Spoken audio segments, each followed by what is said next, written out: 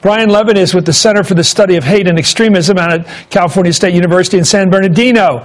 Brian, thank you for coming in. You come in at some of the worst times in the world for us, but there we have it. Now we have you.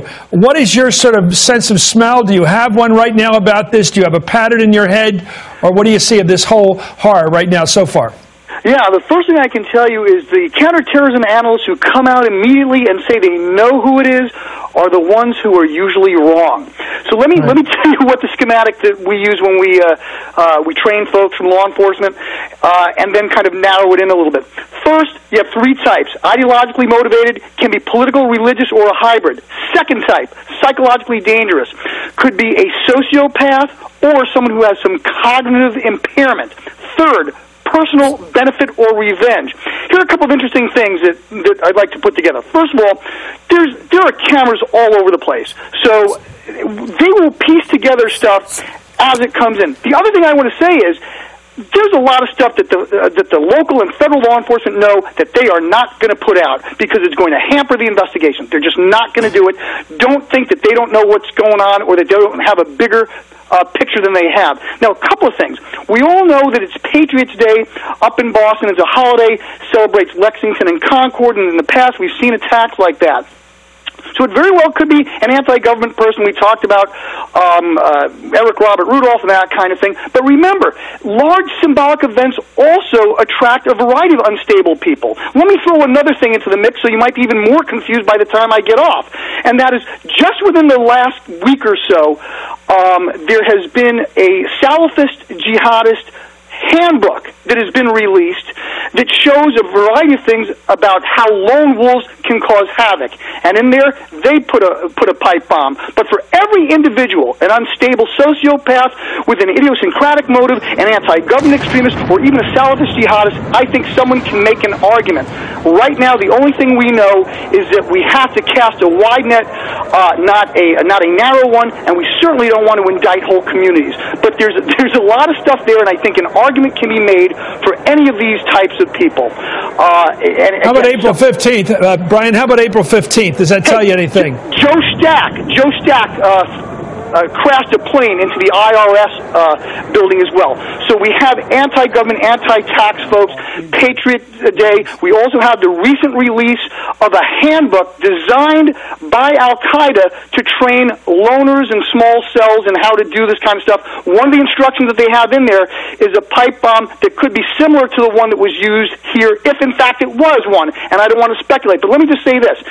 I would point to smaller rather than bigger. And what I mean is, as deadly as this was not a sophisticated type of device that would be beyond someone who was committed, who could have access to handbooks that are on the internet that are available to a wide variety of people who could have motives ranging from domestic anti-government, anti-tax, all the way to international. And of course, never underestimate the wild card, someone with an idiosyncratic reason. Columbine was done on Hitler's birthday.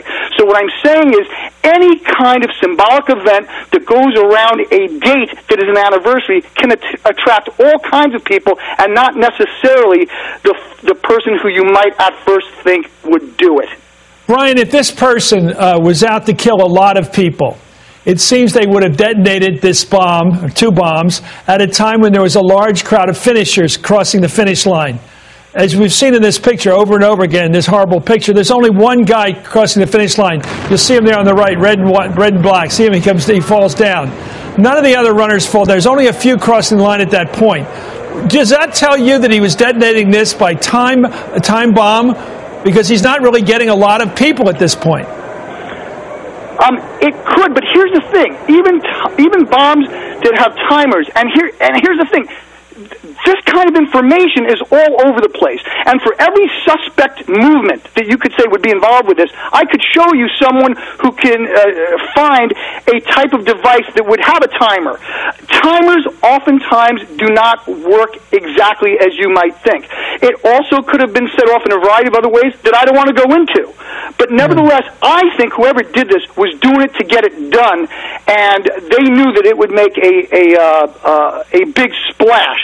But again, I think it's somebody smaller rather than bigger. This is, Al-Qaeda does not like these kind of small kind of attacks.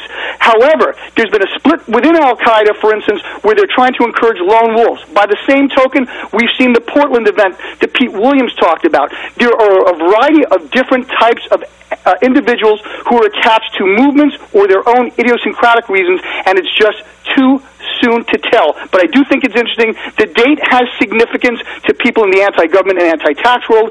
By the same token, a Salafist magazine that encouraged loners to cause mayhem here in the United States in a variety of ways just came out recently as well. So that's the information we have. It's all speculation beyond that. Thank you very much, Brian Levin, for coming on with us, with what's going on. Brian has a very good sense of what the waves are out there, of the different groups, and we still don't know how it all connects here or how it connects here to reality. It's just these are the various forces in the world.